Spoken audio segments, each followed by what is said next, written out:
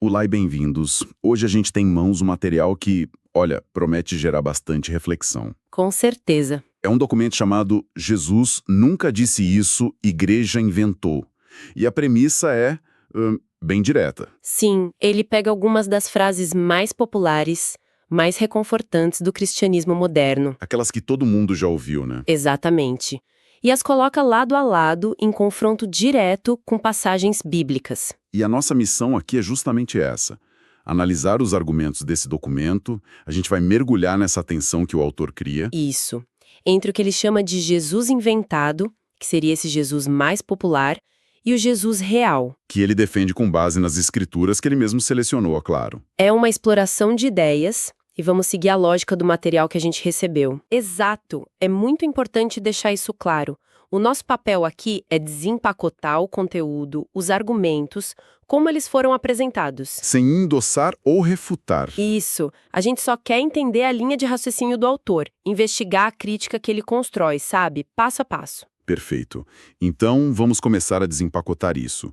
O primeiro ponto que o documento ataca é uma ideia muito difundida. Qual seria? A de que seguir Jesus vai tornar a vida mais fácil. E, honestamente, é uma promessa muito atraente. Sim, quem não quer uma vida mais simples? Exato, com menos problemas. É quase um alívio ouvir isso. Totalmente. É uma promessa de alívio e é super compreensível que seja popular. Mas o material que a gente tem aqui, bom, Joga um balde d'água fria. joga um balde d'água fria nessa ideia logo de cara. O autor vai direto numa citação de João 16:33, Sei qual é. onde o próprio Jesus diz: "No mundo tereis aflições, mas tende bom ânimo, eu venci o mundo." Ou seja, o oposto do que a frase popular diz. Exatamente. O argumento do documento é que a promessa nunca foi de ausência de problemas. Pelo contrário, a dificuldade é tipo uma certeza. Uma parte garantida da jornada. Entendi. A promessa, então, não é de isenção, mas de superação através dele. É isso. É uma promessa de companhia e vitória final sobre as aflições, não de uma vida sem elas. Certo. Se a dificuldade é garantida, isso já me leva a outra promessa muito comum, a da prosperidade. A financeira. Sim. O que o documento diz sobre a ideia de que Deus quer te abençoar financeiramente? Essa é a base do que muitos chamam de teologia da prosperidade, certo? Certíssimo. E para quem não está familiarizado, essa teologia da prosperidade, de forma bem resumida, é a crença de que a fé e as doações à igreja vão resultar em riqueza material. Aqui na Terra mesmo. Sim, aqui e agora.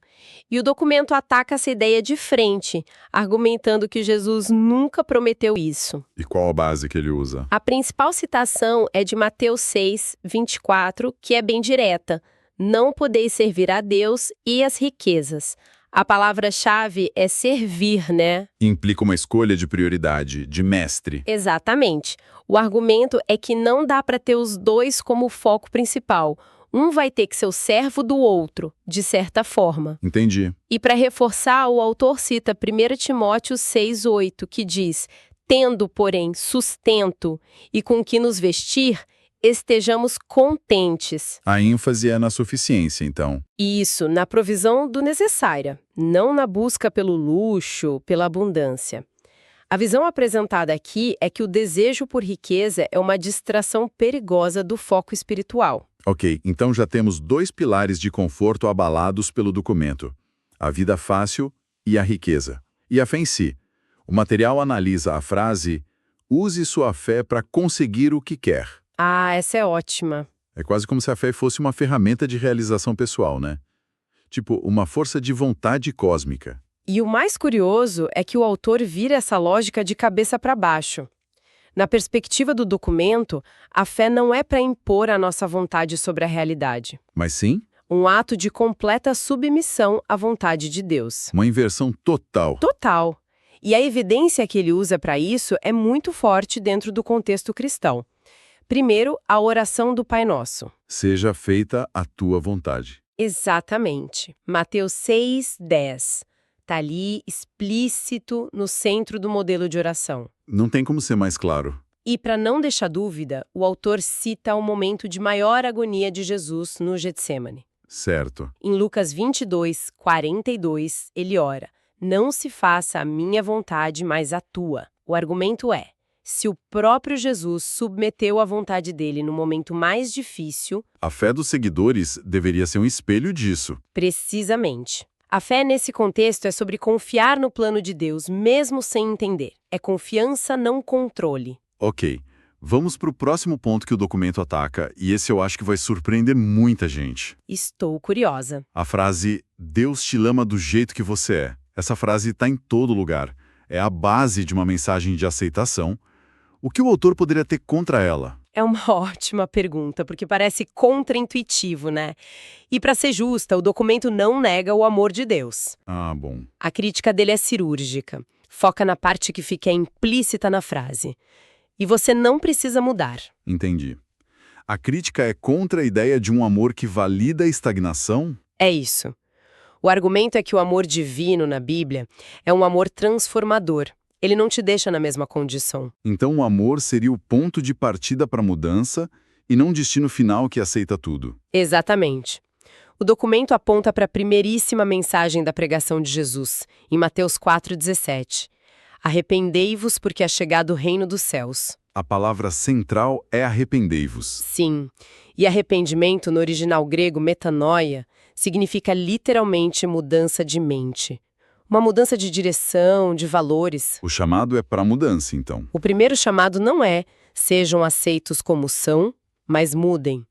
O amor é o que possibilita e motiva essa mudança. A fonte reforça isso com 2 Coríntios 5,17. Que diz: Se alguém está em Cristo, nova criatura é. A ideia é que o encontro com esse amor, inevitavelmente, cria algo novo. Isso muda bastante a perspectiva. Não é um amor que diz está tudo bem, mas um que diz eu te amo tanto que não vou te deixar assim. Uma visão bem mais desafiadora. Sim. E seguindo nessa linha, o documento aborda o pluralismo religioso. A ideia de que todas as religiões levam a Deus. Ah, essa é clássica hoje em dia. É quase a posição padrão, vista como mais tolerante, mais inclusiva. Sem dúvida. É a visão que predomina na cultura. No entanto, o material que a gente está analisando classifica isso como diretamente oposto ao que Jesus teria ensinado. E o argumento é baseado em quê? Em uma alegação de exclusividade. A citação principal é uma das mais conhecidas e controversas do Novo Testamento, João 14,6. Eu sou o caminho, a verdade e a vida. Ninguém vem ao Pai senão por mim. Não tem muita ambiguidade aí, né? Realmente, é bem taxativa. E o documento não para por aí.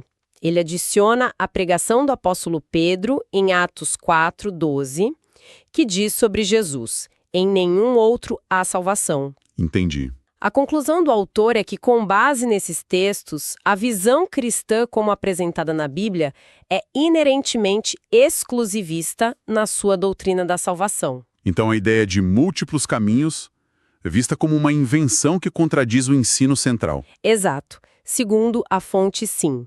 Ok, já falamos da natureza da vida cristã, da relação com Deus e o nosso papel nisso tudo. O documento analisa a noção de que Jesus fez tudo, então você não precisa fazer nada. Isso toca num conceito teológico central, a graça, não é? Toca diretamente. E essa é uma área de debate teológico muito, muito sutil. O autor aborda isso como um mal-entendido perigoso da graça. Como assim? Para contextualizar, graça é a ideia de que a salvação é um dom gratuito, não algo que se conquista por obras.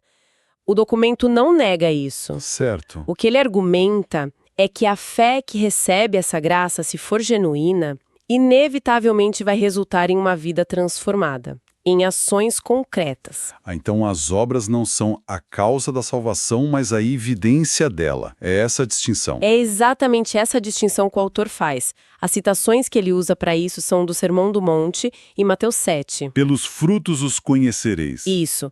E de forma mais dura, toda árvore que não dá bom fruto é cortada e lançada no fogo. A lógica é que uma fé que não muda o comportamento é uma fé morta. Inútil. Inútil. Então, a ideia de não preciso fazer nada é vista como uma licença para passividade que não encontra respaldo nesses textos. E essa ideia de ação se conecta ao que o documento diz sobre a cruz, né? Ele cita Mateus 16:24. Se alguém quer vir após mim, negue-se a si mesmo, tome a sua cruz e siga-me. Exato. Isso soa como o completo oposto da vida fácil que a gente discutiu no início. O contraste é gritante. E o autor faz questão de ressaltar isso. A cruz, nesse contexto, não é um enfeite. Não é uma joia. De jeito nenhum. É um símbolo de execução, de morte. Tomar a cruz, na interpretação do documento, significa a disposição para o sacrifício. Renúncia da própria vontade. Sim, e até para o sofrimento por causa da fé. E para não deixar dúvida, o documento ainda cita 2 Timóteo 3,12. Todos os que piamente querem viver em Cristo Jesus padecerão perseguições. A promessa não é de conforto, mas de conflito. Exatamente. Uma mensagem bem radical. E, por fim, o documento aborda uma frase que busca suavizar a imagem de Jesus. Jesus não veio para julgar ninguém. Essa é comum também. Muito. Se baseia na ideia de um Jesus puramente amoroso que acolhe a todos sem julgamento. Como o material lida com isso? Ele apresenta o que chama de uma dualidade na missão de Jesus. O autor concorda que, na primeira vinda, o propósito principal não foi executar juízo. Foi oferecer salvação. Ele veio como Salvador.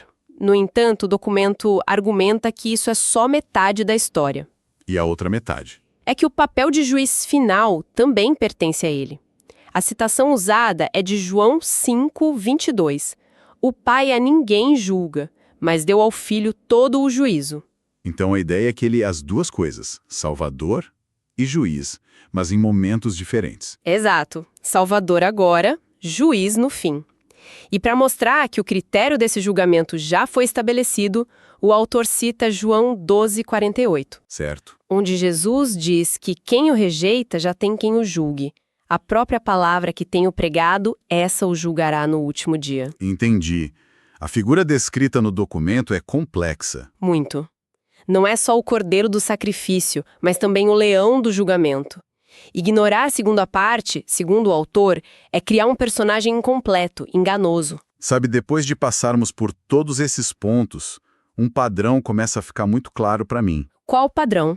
Em cada exemplo, a frase popular oferece conforto, validação, facilidade. Ela remove as arestas, sabe? Sim, ela suaviza a mensagem. Enquanto isso, a passagem bíblica que o documento apresenta em contraste exige algo.